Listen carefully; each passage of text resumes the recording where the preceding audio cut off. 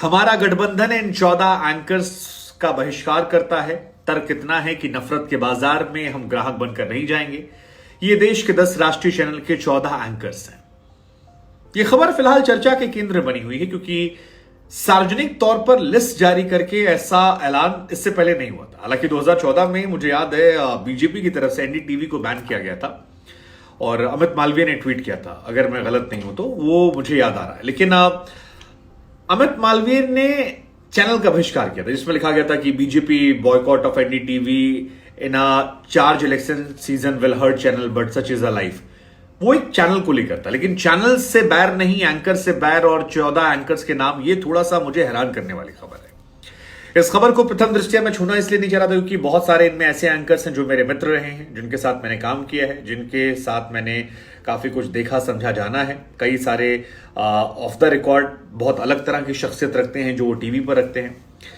जिन anchors पर बहिष्कार का ये लेबल लगाया गया है उनमें चित्रा त्रिपाठी आज तक से, सुधीर चौधरी आज तक से, दोनों मेरे भूतपूर्व सहयोगी रह चुके हैं, अमीश देवगन नेटवर्क 18 से, अमन चोपड़ा नेटवर्क 18 से, अर्नब गोस्वामी रिपब्लिक टीवी से, रुबिका लियाकत जो पहले एबीपी में थी अभी भारत 24 में है, सुशांत सिन्हा टाइम्स नाउ से, नविका कुमार टाइम्स नाउ से, अशोक श्रीवास्तव डीडी न्यूज से, गौरव सावंत मेरे साथ आज तक से रहे सहयोगी मेरे भूतपूर्व।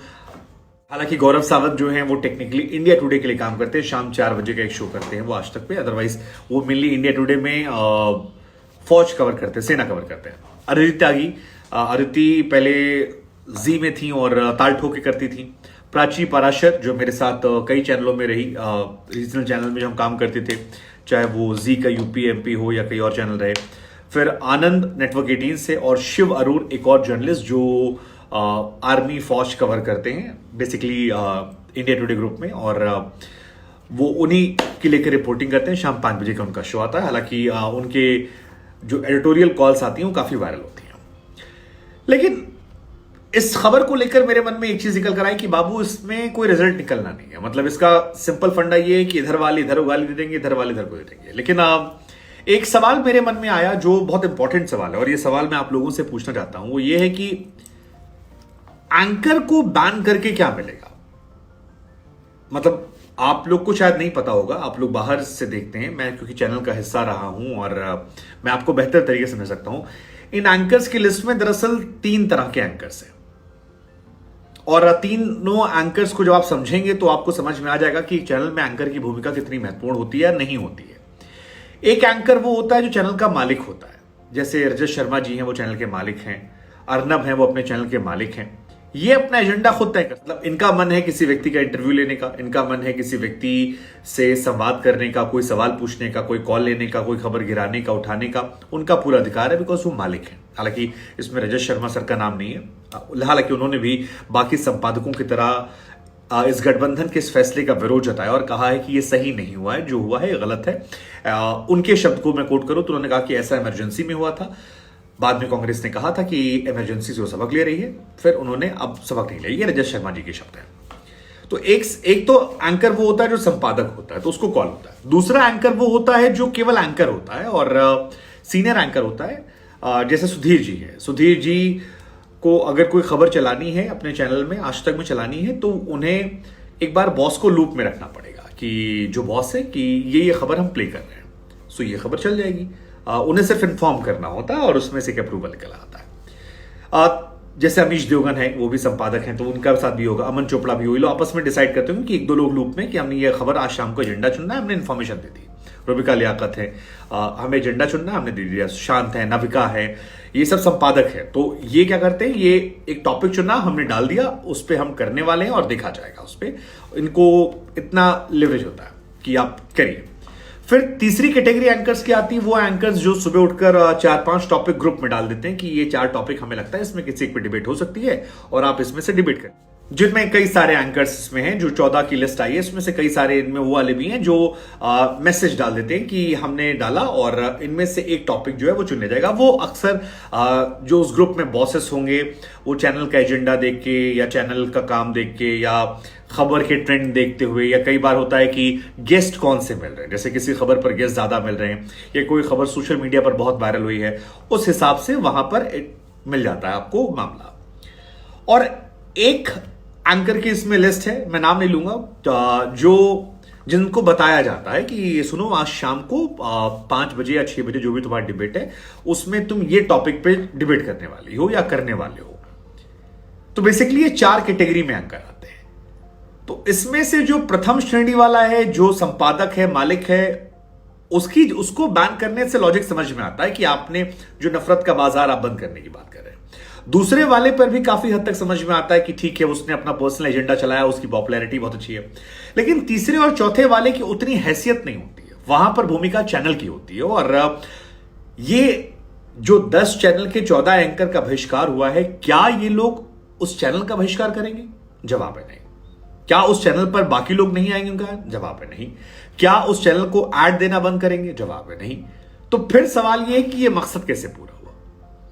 आपने मीडिएटर को हथियार बनाया, आपने ऊपर वाले को हथियार नहीं बनाया। अब टीवी की जो दुनिया आप देखते हैं वहां पर सारी गाली एंकर को पड़ती है, बट आपको जानकर हैरानी होगी एंकर की भूमिका ना के बराबर होती है।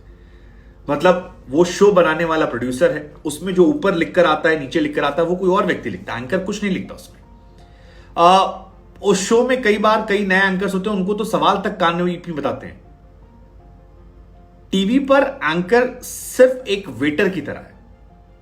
एक होटल में जैसे खाना बनता है जिसमें एक व्यक्ति सब्जी लेकर आता है, उसको असाइनमेंट कहते हैं, जो खबरें मंगाता है। फिर वो सब्जी लाकर दे दी गई आउटपुट को। बेसिकली 3-4 डिपार्टमेंट होते हैं, इनपुट आउटपुट। तो इनपुट में असाइनमेंट आता है, रिपोर्टर्स आते हैं और डेस्क के लोग आते हैं जो खबर मंगाते हैं या फोन जुड़वाते हैं। फिर वहां से खबर गई आउटपुट के पास, आउटपुट वाला खबर को लचीले अंदाज में या जैसे उसको लिखना है लिखता है। उसके बाद वीडियो एडिटर, ग्राफिक और प्रोडक्शन वालों का काम आता है कि उसको कैसे ताम झाम सुंदर दिखाया जाए, कितना भव्यता से निकल कर आए। और फिर ये सारा माल जो है ये वेटर को दिया जाता है कि तुम अच्छे दिखते हो, सुंदर दिखते हो, अपना एजेंडा लो, परोस के आओ। तो इसमें जो बड़े वाले वेटर होते हैं, जो बड़े वाले एंकर्स होते हैं, उनके पास तो लाइन लिंक लेने की आजादी होती है। जैसे जो चैनल के संपादक हैं या बड़े बड़े संपादक हैं, जो उनके नाम से उनका शो आता है कि फलाना शो विद फलाना पर्सनैलिटी, वो तो उन्हें इजाजत होती है। लेकिन बाकियों को इजाजत नहीं होती है। बाकी चैनल की आइडियोलॉजी को आगे बढ़ाते हैं, जो चैनल उनसे एक्सपेक्ट करता है, जो टीआरपी उनसे एक्सपेक्ट करती है। और इसीलिए मेरे मन में सवाल आया कि अगर वाकई में कुछ करना है तो फिर आप चैनल पर काम करो जहां पर आप नहीं करोगे।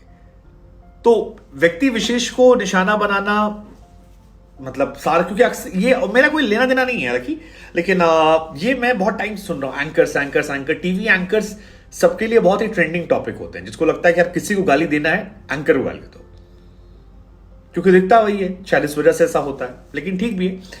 अब एक और चीज मैंने देखी कि हम सब अक्सर कहते हैं कि भारत की मीडिया जो है वो बर्बाद हो गई है, खत्म हो गई है। क्यों ना हो? आपको तारीफ सुननी है, आप चले जाइए टीवी खोल लीजिए, टीवी पर सारे एंकर्स ऑलमोस्ट तारीफ करते हैं। आपको बुराई सुननी है, आप यूट्यूब खोल लीजिए, आप दोनों लोगों के थंबनेल उठा लीजिए कि आखिरी 15-20 प्रोग्राम जो टीवी वालों ने किए हैं, आप देखेंगे कि उसमें सरकार की तारीफ वाले एंगल हैं, और जो सोशल मीडिया पर किए उन्होंने सरकार की बुराई वाले लोग हैं। वो जर्नलिस्ट इंडिया में आप 5 नहीं गिना पाएंगे जो सच को सच, गलत को गलत बोलने वाले हैं। और मैं ये नहीं कह रहा कोई मैं महान हूं या कुछ ऐसा है, बट ये बहुत अनफॉर्चुनेट पार्ट रहा है। कोई गाली देकर नाम कमा रहा है, कोई तारीफ करके नाम कमा रहा है। दोनों के अपने अपने समर्थक हैं। विपक्ष गठबंधन ने बैन किया, एक पक्ष से इमरजेंसी बता रहा है, दूसरा पक्ष कह रहा है कि ये नफरत पर रोक है। टेक्निकली इससे सिर्फ इतना होता नजर आ रहा है कि आने वाले टाइम में डिबेट शो शायद थोड़े कम हो जाएंगे, विच इज ट्रू, होने भी चाहिए। रिजल्ट निकलता नहीं है, सिर्फ कुत्ता बिल्ली लड़ाई होती है। हालांकि इसमें टेक्निकली विपक्ष भी विपक्ष नहीं है, क्योंकि 11 राज्य और यूनियन टेरिटरीज ऐसे हैं जहां पर इनकी भी सरकार है। और मैं आपको बहुत खुले मन से बता रहा हूं, यह बात आपको जानकर हैरानी होगी कि प्रधानमंत्री पर अक्सर आरोप लगते हैं कि उन्होंने इंटरव्यूज नहीं दिए या प्रेस कॉन्फ्रेंस नहीं करते, या इंटरव्यूज उनको देते हैं जो उनको पसंद करने वाले। बट विपक्ष के नेताओं का भी यही हाल है। अगर आपको लगता है कि राहुल गांधी या अखिलेश यादव किसी भी रैंडम इंसान को इंटरव्यू देंगे, तो इतना पॉसिबल नहीं है, आप नहीं देंगे वो इंटरव्यूज।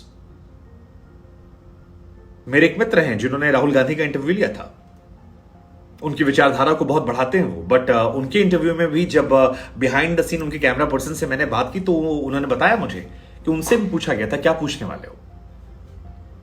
तो सत्ता पक्ष जो सरकार में है वो तो जाहिर सी बात है डरेगी। कौन चाहता है, कौन सा मंत्री चाहेगा कि उसके मंत्रालय पर आप सवाल खड़े कर दें? सरकारें जवाब देना पसंद नहीं करती है। लेकिन विपक्ष भी देना पसंद नहीं करता है। और दोनों साइड से ये सरकार ने भी उन लोगों को इंटरव्यूज नहीं दिए जो विपक्ष की तारीफ करते हैं, और विपक्ष भी उन लोगों को इंटरव्यू नहीं सरकार की तारीफ करते हैं। और न्यूट्रल लोग हैं नहीं, लेकिन चैनल से बैर नहीं है। मालिक से नहीं बैर होगा, मालिक से ऐड चलवाना है, मालिक से काम करवाना है। मुझे लगा आप लोगों को पता होना चाहिए सारी बातें कि अलग लेवल पे खेल चल रहा है पॉलिटिक्स का। और आज भी आप देखेंगे ये विपक्ष के नेताओं ने जिनको आज इंटरव्यूज दिए हैं वो भी वही यूट्यूबर्स हैं जो सरकार को दिन रात गालियां देते हैं। सुबह उठते हैं, गालियां लिखना शुरू कर देते हैं, रात को सोते हैं, गालियां लिखते हैं। और आप में से बहुत सारे लोग उनके सब्सक्राइबर्स हैं, सब्सक्राइब करके आप उन्हें देखते हैं। और सरकार भी इन 14 एंकर्स के साथ खड़ी हो गई, कह रही है इमरजेंसी के हालात हैं। सबकी यार बड़ा सिंपल फंडा होगा कि अपनी अपनी ढपली अपना अपना रंग। आप हमारे लिए गाना गाएंगे, हम आपके साथ खड़े होंगे। आप नहीं गाएंगे, नहीं खड़े होंगे। एंड आई थिंक ये एक बहुत बड़ा रीजन था जब मैंने टीवी छोड़ा था। हालांकि मैंने अपने आखिरी के समय में जितने भी डिबेट शोज किए हैं, दंगल से लेकर जितने भी किए, मैंने बहुत बैलेंस कोशिश की थी। और दोनों साइड के गेस्ट ने मुझे काफी तारीफ भी दी थी। और मेरी कोशिश भी यही है कि जिस ओर जवानी चलती उस ओर जमाना चले। मतलब आज ना सही, शायद 2 साल 3 साल बाद एक दौर आए कि लोग समझें कि बीच की आवाजें होनी चाहिए। ऐसी आवाजें जो सच को सच, गलत को गलत बोल सकें, ब्लैक को ब्लैक, व्हाइट को व्हाइट बोल सकें।